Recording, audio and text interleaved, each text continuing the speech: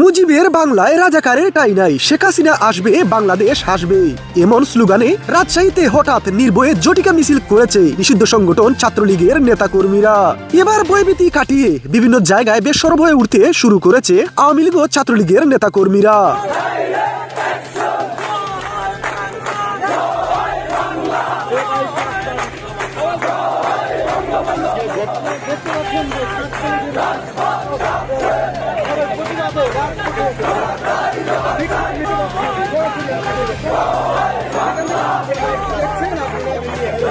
শেখ হাসিনা বই নাই, রাজপথ ছাড়ি নাই, আমরা সবাই মুজিব সেনা, বই করি না বুলেট বোমা, শেখ হাসিনা আসবে বাংলাদেশ আসবে, এমন স্লোগান দিতে থাকেন নেতাকর্মীরা।